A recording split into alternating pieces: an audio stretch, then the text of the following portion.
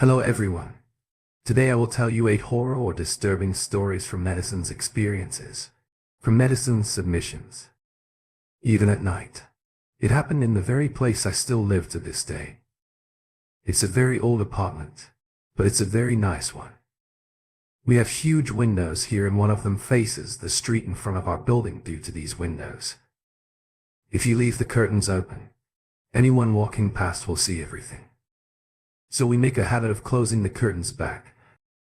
When this took place, we used to sleep with the window facing our heads. Basically, our bed was right in front of the window. I remember that on the night this took place, I was having a really tough time sleeping. It was probably due to the heat, maybe even some stress. I remember being really tired and unable to get to sleep. I was wide awake and I hated it. I think it was around AM when the following took place. I couldn't tell you the exact time, though I felt the wind blowing through small gap in the curtains. It was cooling my cheeks. It was nice. I then sat up and looked towards the window. It was supposed to be the height of summer. I lay back down in bed and glanced at my husband. He was sound asleep.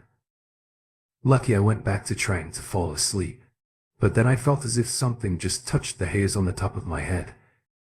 I thought to myself, quit being paranoid and just go to sleep. You're searching for reasons to stay awake. It did feel like something touched my head, though after a few moments I felt that cool, windy breeze flow all over me again, and I thought to myself once again, just ignore. It's your imagination. Just go to sleep. It felt like a rhythmic flow of air was pointed right at my head. I had to check the window again. I didn't want to go to sleep without checking. When I have sat up and turned to face the window, I saw something that horrified me. A hand was reaching in through the window. It was carefully positioned behind the corner of the curtain. The hand was slowly edging forward to open the curtain inwardly. I watched frozen in horror. I don't think I could have done anything else. The curtain opened inward and slowly revealed the shadow of a dark human face. The street light was against me, so I couldn't make out any features on the face. That, of course, was terrifying. Seeing that dark human head moving closer to the window was mind-altering, life-frightening. So terrifying that I let out the loudest involuntary scream of my life. As I screamed, I saw the face duck down and disappear. I say disappear because I don't know where that person ran off to. I was too busy screwing my eyes shut and raising my hands to protect myself. My husband jolts to life like he had just been zapped by one of those cardiac arrest defibrillator machines. He starts to panic and asks me what the hell is going on. I told him about the person in the face and the hand reaching in, and we closed the window and vowed never to sleep with it open again at night. We called the police and told them the situation. They said they would increase patrols in the area, but the damage was already done. I felt like the police wouldn't be able to do anything about that weirdo. One thing we did. This happened when I was in the first or second year of junior high school. I think I was about 13 years old. I grew up in the countryside. Was moved the bed away from the window. Just thinking back on that night, that air I was feeling could have been the person's breath or something. And oh God, when they touched my hair. What else were they gonna do if I was asleep that night? I wonder. I don't want to know. I don't want to know. I'm just glad I couldn't sleep that night. I guess even now, when I remember that night, I can see that black silhouetted head and I'm reaching in it. It's blurred into my memories foreign. This happened when I was left home alone as a youngster one night. It was horrifying. I think the reason I was left home alone was probably due to my parents, both working late one night simultaneously. My family home was opposite a national highway. On one side it faced the sea. It's a very rural place, like literally in the middle of nowhere. That night I was watching something dumb on TV quite late. Whenever my parents were out late, they always told me to take myself to bed on time. But I never did. I just stayed up late that night. Like I say, I was watching some late night variety show in the living room. My cat was with me, being lovely and fluffy as usual. Suddenly I heard a knock at one of the windows of the living room. It came from the side of the house that faced the national highway. It sounded kind of deliberate. You know, kind of like this. It was kind of windy out that night, so I guessed that maybe a tree limb or something tapped the glass. I don't know. Out in the countryside you tend to hear all kinds of things late at night, and I guess you grow to live with them. I just kept right on watching TV without worrying about it. A few moments or so passed and I hear something else. This time it sounded as if the knocking came from another window in the room next to the lounge. I started to feel a little spooked. The first few pangs of fear.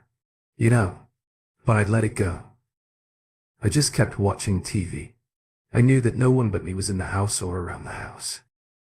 Then I heard another series of knocks. This time they came from the front door. At this point, young though I was, I couldn't help but notice a pattern. A few windows had been knocked. It wasn't as if I was hearing the knocking from one continuous location. Something was wrong. I sat frozen to the sofa, considering whether to turn the volume up or down. One part of me wanted so much to ignore the knocking sounds, but the other pile of me screamed at me to listen, to turn off the TV and react. I turned down the volume, but not fully off. I didn't want to be plunged into silence. I wanted the safety of the voices on TV. The knocking continued. This time it sounded as if it came from the back door and then the kitchen window. At that point I realized that the knocks were sort of circling me, going around the house. These knocks were so light that each time I heard them, I doubted myself, but couldn't convince myself. The knocks then reached the sea-facing window of the lounge, and I guessed, if there was any method to the madness, that the knocks would likely stop after one full round of the house. However, I found that I was quickly proven wrong. I heard much louder and much more deliberate sounding knocks at the lounge window facing the highway. After a minute, maybe the same knocking sound at the same volume came from the window next to the lounge. I thought to myself instantly, it's a lap. Someone's doing a lap around our house, and their knocks get louder once they return to the place they started. Yeah, but at this point I wasn't convinced it was the wind anymore. I decided to anticipate the next knock and head to the front door. Our front door has a frosted glass panel so you can see in or out clearly. The knock came clearly at the front door, but I couldn't see anyone there. I looked outside the downstairs bathroom window, but again I couldn't see anyone. I heard a knock coming from the room next to the kitchen, and I knew that the knocks were once again moving. I was getting so scared now. I rushed back into the lounge. In the lounge I saw that my cat was looking agitated. I sat there wide-eyed, listening to the sound of the knocks slowly moving around the house. I was just frozen in place. I didn't know what to do. I felt as if it was probably a bad idea to stay in the living room. I picked up my cat and I planned to escape upstairs. There was one problem. This happened when I was in the first or second year of junior high school. I think I was about 13 years old. I grew up in the countryside. The stairs were in view of the front door and one of the windows, so I needed to wait until the knocks were at the back door before I could run upstairs. As soon as I heard those knocks at the back door, I raced upstairs. I didn't even turn my bedroom lights on. I just held my cat tightly to my chest and strained my ears to listen for any noises. The knocking came again. It had completed its second round of the house and now was beginning its third.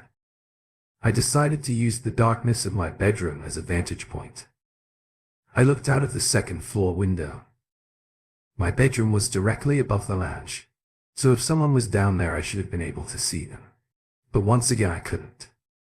I heard knocking, but no one's there. I was on the verge of panic. Cats started growling and hissing. I don't know if there was an extremely stealthy person out there or if I was dealing with something paranormal. I had the gut feeling that it was human, though the knocking was really loud. Now it was terrifying. I didn't know what I could do. The house phone was downstairs and I was way too freaked out to go back down there. Then something happened gradually. The knocks grew quieter and softer until they were barely audible. The cat began to calm down a little too. When my cat lay on my bed and closed her eyes, I knew that she didn't feel threatened anymore. I felt as if everything was all right. I decided to go and get ready for bed. I had learned my lesson about staying up too late. I was just about to leave my room and go and brush my teeth when I heard something. The knocking was back and it was louder than ever. It sounded as if every window in our house was being knocked at once, and the cat went mental full on, arched her back and her foot was standing on end. I had no idea what to do. I just crawled into bed and covered myself with my bedding. Like a coward, I was crying. I didn't know why someone was messing with our house like that. The banging was so loud it felt like the walls were shaking. I was mumbling out loud, something like, "Please leave us alone. I can't take it anymore." I don't know how long I was like that in bed, but before I knew it, the knocking sounded quieting down again and the front door was opening. I was terrified. Whoever was out there had managed to get in. But then, just as quickly as fear had overwhelmed me, relieved it, I heard the voices of my parents coming from the foot of the stairs. That kind of phenomena has never happened again in my family home. I have no clue if someone was messing with our home, to intimidate us, or maybe it was some of my school friends pranking me. They never owned up to it. If it was them, though, sometimes I wonder if it was something supernatural. I have heard rumors about those lost at sea returning and knocking on doors. Hi Jay. Actually, I cover that last point in more depth in another video. I will put a link to that one in the bio. It was in the Sea Story collection, if you've heard that one before. This happened before a national holiday not too long ago. I didn't have school the next day, and that's always a cause for celebration. I was up kind of late for my age. It was about 10:30. I was in high school back then. I would just have to quickly explain my family dynamic, because it will make sense later. My father passed away when I was younger. My mother works all the time and I live with my grandparents. That night my granddad was out and my grandma was somewhere downstairs. I was studying for exams, high precious stuff. I was supposed to care about it massively for some reason, but I was more interested in my music back then. To be honest, I used to listen to my tunes through the PSP. Can you imagine? I was taking a break from studying. Just trying to give my eyes a little rest. So I set my PSP down. I leaned back on my chair and I shut my eyes for a second. I opened and I looked at my bedroom door. I noticed something. It sent my head into a spin. I saw something weird. It was the figure of a person who wasn't a family member. It was just this shadowy shape peering at me around the corner of the door of the room. Across the hall was an empty room. We used it for storage. There was no logical reason why that shadow should be cast in that room. I first thought that my mom or my grandma had left the window open to air out the house, and I was seeing a very human-looking curtain position, or said curtain, being caught on the balcony or something. But that seemed highly implausible, especially since the way it seemed to be leering around the door to look at me. It was no trick of the light. I watched that shadow then emerge from the spare room and enter the hallway. It was like it was fixated on me, even though it was dark. I could tell by the movements of that thing that it was facing me. It crept around the door, into the hallway with its back against the door in the hallway wall. I then watched as it slowly backed off towards the stairs, and before I could see it descend the stairs, it disappeared. Here's the weird thing. It looked like it was the same height as me by its silhouette. It looked like it had the same hair. It looked just like me. It's really hard to explain now. Like I said, it was just my grandmother and I in the house at the time. She didn't go upstairs much because she had bad hips, but if it was her, I would recognize her silhouettes and surely she would hit a light or something. I was left there in my chair, shuddering, trying to understand what I had just witnessed. What does it mean? Something that kind of looked like me was watching me from the other room. Why, for what purpose was this some kind of spirit or shadow person? Did it leave because I spotted it? What would have happened if I didn't notice its presence? I was just horrified. When my brain searched and searched for logical answers, it came back with none. It was just terrifying. I started to freak out a bit and then I thought, oh God, what if it comes back? I didn't want to go downstairs, because that was the last place I saw that thing head off to. I still have no idea what the hell it was, and I lived in that house right up until I moved out and feared that I would see that shadowy figure again. But thankfully I didn't. I did wonder if it could have been a home intruder. Maybe, I guess I was young. Maybe I didn't know. I don't know. This happened when I was in the first or second year of junior high school. I think I was about 13 years old. I grew up in the countryside. I think I would have seen some more features of that invader or their clothes. I don't think that's what it was. I never told anyone in my family about what happened that night, because I was worried that they would laugh at me and call me weak. I didn't want my mom to worry about me when she was out working so many hours. I do wonder. This happened when I was in the first or second year of junior high school. I think I was about 13 years old. I grew up in the countryside. If they would have believed me if I told them this happened when I was on a late night walk in my neighborhood when I was in high school. I had this strange habit of heading out late going on walks around the city. I know it's a bit of a dangerous thing for a teenager to do, but I just did it all the time. I grew up in the suburbs, by the way. So if I snuck out like 2 or 3 a.m., for example, I would never get stopped by the police or get caught by my family. I really liked that time in the morning. I didn't have to worry about anything annoying. I had a lot going on at the time and it was nice to have that kind of escape route. So anyways, I snuck out one night as usual for my nightly stroll. I usually went out like that on average about 3 times a month. During my walk I spotted a guy wearing a gray suit. He looked as if he was an office worker. I mean, it's not that out of the ordinary to see something like that, right? An office worker heading home late at night after a night out drinking. It's hardly front page news over here. What was unusual was the fact that he was stood stock still at the top of the slide in our local park. He looked like a standard middle-aged office worker, but to see a guy like that so out of place was really jarring. Why was he stood on a slide in the middle of the night? His head was facing away from me, so I couldn't make out what kind of expression he had. He looked to be fixated on something. I was shocked, but then I reminded myself that I had seen an office worker before sleeping on a park bench, and this wasn't all that different. The guy was probably at the top of the slide because he was either looking for something or trying to get his bearings. I didn't care all that much.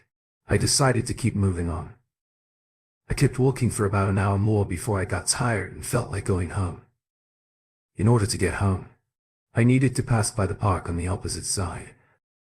I got back to the park and remembered the guy on the slide. I wondered, as I was starting to feel more than a little tired, if he would still be there. I guessed that he wouldn't be, but I was wrong.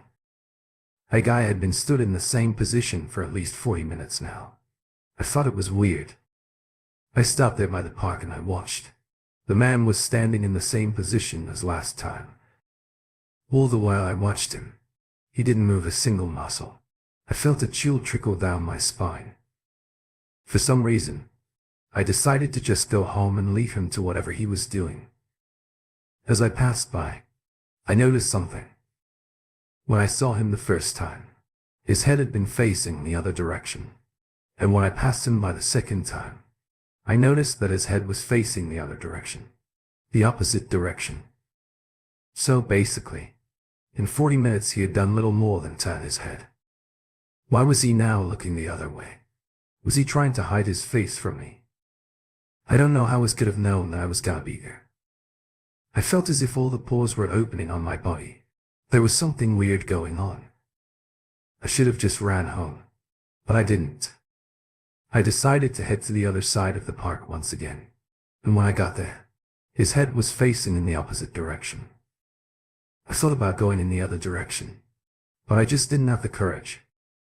I didn't know what that was all about, but it creeped me out. I kept thinking about what would happen if he turned to face me, and I really didn't like those thoughts.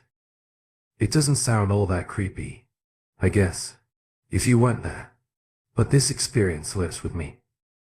I don't think it was something paranormal there. It was a very real person, but what they were doing stood on a slide at 3 in the morning, stuck still for 40 minutes straight. It's something I cannot answer. Maybe it was a drunken prank, or something. By the way, I didn't go out walking late in that area again. Oh, this happened when I was in the lower grades of elementary school. Now, back when I was little, I used to share a room with my sister. We had a kind of bunk bed situation going on, and because she was the elder sister, she got the top bunk. Why was that such a coveted thing back in those days? I have no idea anyway. So one night I was lying there in the bottom bunk and I called out to my sister. I know I wanted to know if she was awake, but I have no idea what I was going to talk to her about. My sister didn't reply. I guess that she had just fallen asleep, from that age up to present day. Whenever I get into bed, I end up thinking about things and then I become unable to sleep. When I couldn't sleep at that age, I would just stare up at the slats in the bed above me. After a while, my eyes would become accustomed to the darkness. I would sometimes look around our bedroom to see what I could see in the dark. That night I gradually scanned my eyes over the room and then a black object came into my field of vision. It scared the hell out of me, to be honest, but I tried to remain calm and keep my composure. But I would be lying if I said that I didn't feel my heart pounding in my chest. When I looked at the black object directly, I quickly understood what it was. It was my sister's long dark hair hanging off the side of the top bunk, dangling down. I smiled myself and went back to looking at the slats above my head. I then did a kind of double take because something dawned on me. There was something wrong. The hair that was dangling off of the top bunk seemed longer than my sister's hair, not by a couple of centimeters. I'm talking about a good 20 centimeters, a good 7 inches. My heart resumed pounding. I shut my eyes and then I opened them again. I opened them slowly. I didn't want to, but curiosity got the better of me. I stared at the hair. It wasn't my sister's hair. I knew that deep down in my heart. We did each other's hair all the time and I knew exactly what her hair looked like. When I opened my eyes, the position of the hair had changed. It was clearly not the back of someone's head. What I thought I was looking at was the back of my sister's head dangling over the side of the bed, but in actuality what I was the front of someone's head.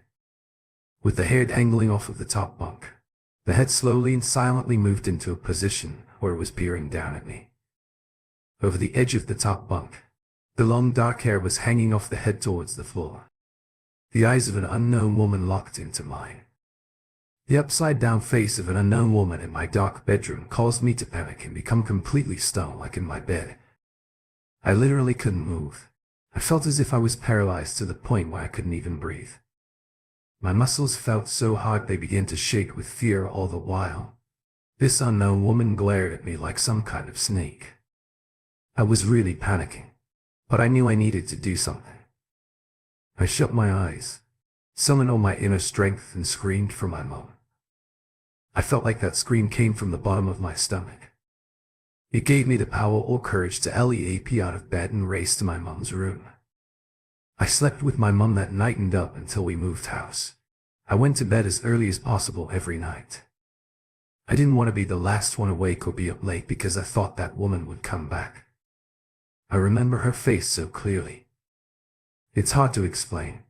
Maybe even harder if you don't know the example of who I'm talking about. But I will say that she looked like a famous athlete we have over here in Japan called Tani Ryoko. But she didn't smell like Tiny Ryoko. She was just something else. Anyway, here's a photo. If it helps, keep in mind. I was about 7 or something when this happened and my sister was only a year older than I was. So I'm unable to convince myself. Seeing that face was a trick of the light. The sad thing about this was whenever I saw Tani Ryoko, I got the chills I still do now. She didn't even do anything. I don't know. Sometimes I think maybe our home had a history. I didn't see the unknown woman again, and I can only thank all the known gods for that for it. This story features some grotesque depictions. This happened about 8 years ago back when I was living in Yokohama. I had a job on Nihanodori, but I was living in a bad neighborhood. I lived in a really run-down apartment near Bandobashi. I didn't hate it there because I wasn't exactly fond of a simple life. You know, public order or societal rules.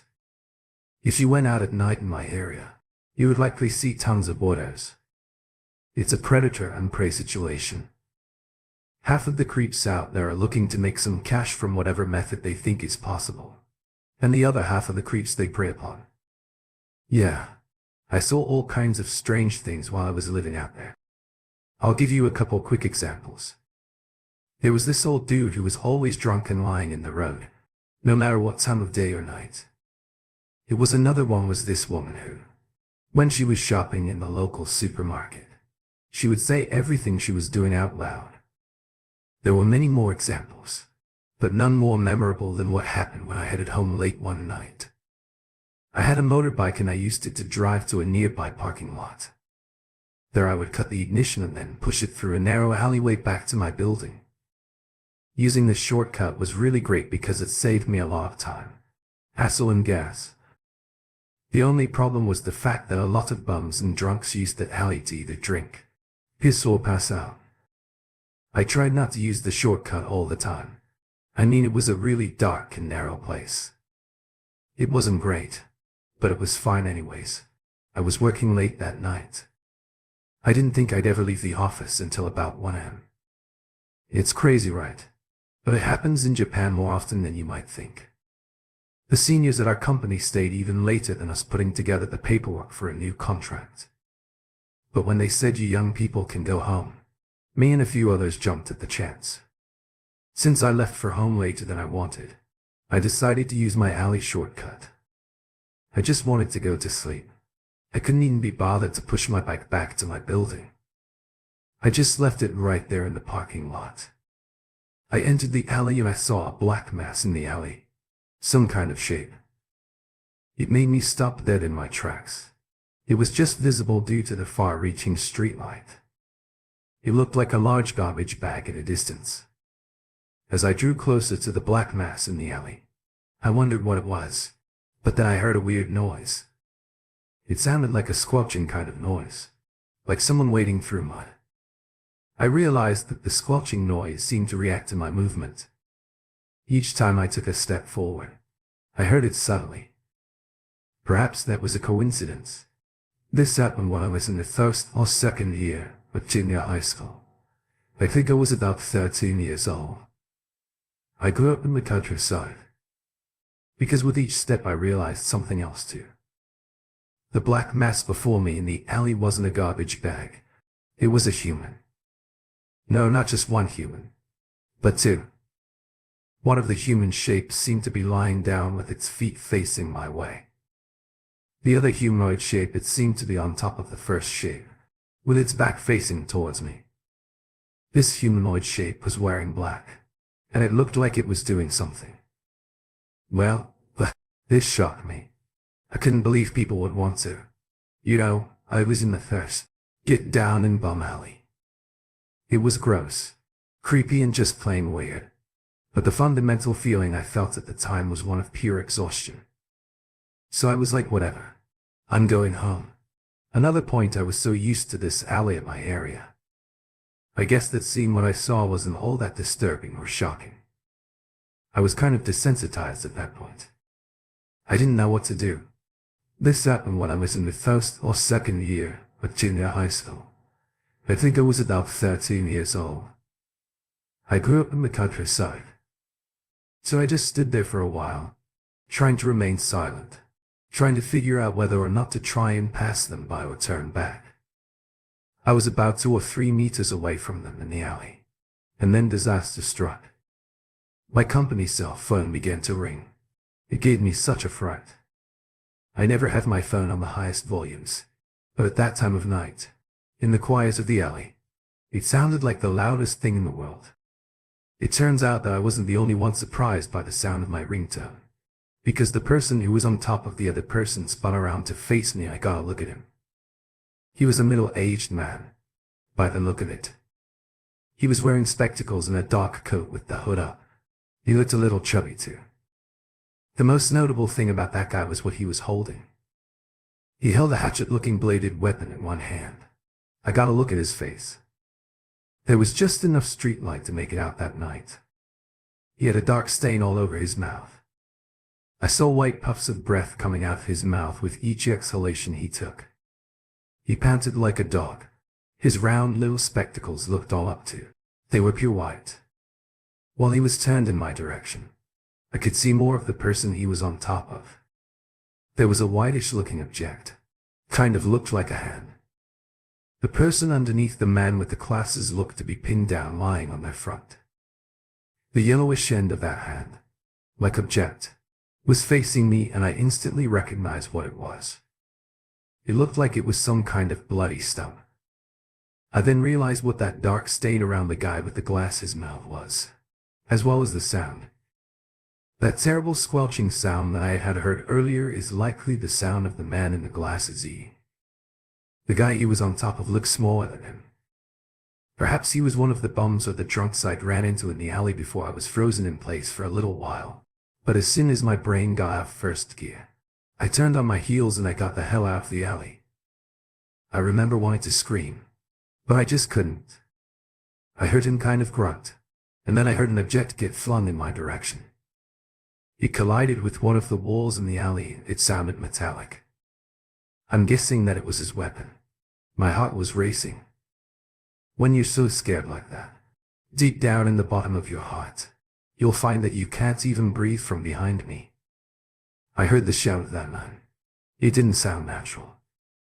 It sounded like some kind of inhuman, guttural growl. I'm not saying the guy wasn't a human, because he was. I'm just saying that whatever noise came out of that man came from a very disturbed place. I ran straight into the local convenience store to be in the safety of the light. I hung out there for a while until I was certain that the man hadn't followed me. As soon as I was sure I was safe, I literally broke down in the men's room while I was sobbing and freaking out. I think I must have attracted the attention of the store worker and maybe any customers who were out as late as I was. Just then, as I was about to compose myself, my cell phone rang again. One of the seniors of my company had been trying to get in touch. I can't remember exactly what he wanted, but it was something like he needed access to a shared file which was password protected or something, or he didn't know where something was saved. He noted that I sounded upset, and he showed something similar to concern towards me, which felt so entirely alien. It was almost as frightening as what I saw in the alley. I didn't know how I could answer him with the truth, so I just lied and said that everything was fine, and I hung up. I felt that at least speaking to someone had a calming effect, so I decided to go to the nearest police station to make a report. However, there was no one at the front desk. There was a number to call if the desk wasn't attended, and I called it, but no one picked up. I was afraid to go home that night. I didn't want to be in the same area as what I saw. I took a taxi to the next town over and spent the night in a 24-hour cafe in Sokorojicho, and then I headed home in the morning as soon as the sun came up. I phoned in sick for work. I spent most of the day looking for a new place to live. I haven't been anywhere near that alley since. I have no idea what happened that night, but I keep checking news sources for any kind of cannibalistic reports. I know what I saw. I just hope that man still isn't out there. This didn't happen all that long ago. I ran out of smokes late one night and I needed to head to the convenience store. You might be thinking, why the hell didn't this dude just wait for the next day since it was late? Well, I say to you, cigarettes and snacks are essential to my productivity and mental power. So it was non-negotiable. You see what I mean? It's a watertight argument. It was summer but kind of chilly at night. I only had a t-shirt on at home, so I went to my closet and selected a suitable jacket and headed out. I remember that there was a crescent moon out that night and I was in good spirits. I got to the convenience store without anything noteworthy happening so far. This is a riveting story about a man buying some smokes and some sweets, but stick with it or not. Whatever. So anyways, I was in the store scoping out the chocolate juice, etc. I walked over to the counter to tell the employee what smokes I wanted, and a guy came rushing into the store. He looked pale and nervous, almost tweaking out. But not that that thing where people get so impatient or stressed. They start scratching up their neck randomly. Or their arms. It was like that. Anyways, he rushes in and he asks the clerk where the salt is. I was all like, you back of the line. What are you doing? But then I thought, hey, let's listen in on this one. I set my items down on the counter and looked at the guy side-eyed. And after a while I turned to the guy and asked, is everything all right? Something like that, I mean. What would you do in my situation? I looked him up and down and I noticed something. The guy looked as if he had been running around in the mud. His clothes were filthy. Moreover, it looked as if there was some dirty little handprints on his clothing too. I looked at those markings on his clothing for a while and I thought to myself, those are definitely handprints. I found it weird that they were small handprints. Though anyhow, the guy doesn't really reply to me. He just kind of nods and then he tries to catch the attention of the clerk. He asks the store worker, is there a shrine around here? Man, I need to get myself purified. You know me, and the clerk exchanged some glances and we must have been thinking the same things. Because we both smirked with each other. The guy goes off to get his purchases or to the bathroom. I'm not sure. During the time he's away from the counter, I asked the store clerk if he had any idea what that was all about, and his answer kind of shocked me. He said that a guy is stressed out, as that guy wasn't all that rare. The guy comes back to the counter with some salt and we spoke again. Apparently there is a supposedly haunted spot in our area. I was so intrigued. I just had to ask for more detail. The rumor around town was that we had ourselves a haunted garbage can. I almost laughed in that guy's face when he told me that. But I held it together. Basically, something would always appear in the garbage can or near it in the park, a few meters away from the convenience store, like some kind of cursed object, spawn zone. By the sound of it, the guy kind of gestured towards the direction of where that garbage can was. I was so curious. I kept pressing him for more information. Okay. So this guy claimed that he had found it all set on top of the garbage can. The telling question was there. I see him as you do. Here's an image of one. If you want to conceptualize, it's on screen. Now imagine seeing that on the top of a garbage can at a park in the dead of night. The guy insisted that the doll attacked him. He said it attacked him. When he went to pick it up, its little hands hit back at him. This was such a crazy thing to hear. I didn't think it was scary. I just thought it kind of sounded cute. To be honest, I wanted to see the doll for myself. So I asked the guy how I could find the spooky garbage can. And once he told me, I headed out there to find it. I went to the exact location the man said, but I could not find it. There was nothing there. I turned to head home and give up. But then I felt as if the convenience store bag I was carrying suddenly became a lot more heavier. Thought that when I looked into the bag I would see that doll for sure. For some reason I looked into the bag and I'm not sure if it was because it was dark and my eyes were making shapes out of shadows. But I swear I saw like a child's face. It wasn't cute at all and not that kind of doll that the guy said. It looked like. It had a grumpy expression. A little like the Cheshire Cat. It did look like a doll. This happened when I was in the first or second year of junior high school. I think I was about 13 years old. I grew up in the countryside. I have to say, rather than feeling shocked or horrified, I was enraged. I didn't want something gross to be all up in my bag with my stuff, so I slammed the bag as hard as I could against a nearby telephone pole. I heard the sound of something being crushed, and then some black liquid began to drip out from the bag. I thought, well, maybe this place is haunted or cursed, but then I realized I was wrong. Shortly afterwards, The only thing that I had managed to kill was my cans of cold coffee, and I bet that the chocolate I had bought had died of death. Damn it. I looked into the bag and I could still see that distorted shadowy doll face in there. So I kept blasting the bag against the telephone pole. I only stopped when it suddenly felt lighter. I looked in the bag and there was no longer a creepy face peering back at me. I felt a strange sense of satisfaction. So I lit a smoke, and as soon as I took a puff, I heard something crying or sobbing in the distance, deeper into the pod. That was enough for me. I got the hell out of there. I got out there and I left my destroyed back there. I am sorry. I'm usually really against littering, but I was freaking out and it kind of happened. I headed back to the convenience store and the guy was still in there talking to the clerk. I told him about what had happened and complained that there wasn't at all there. He listened to my story and ended up insisting on replacing my chocolate and canned coffees. That was really nice, I guess. Anyways, I just wanted to own it to own it all that moved by itself. So it's kind of an anticlimactic ending here.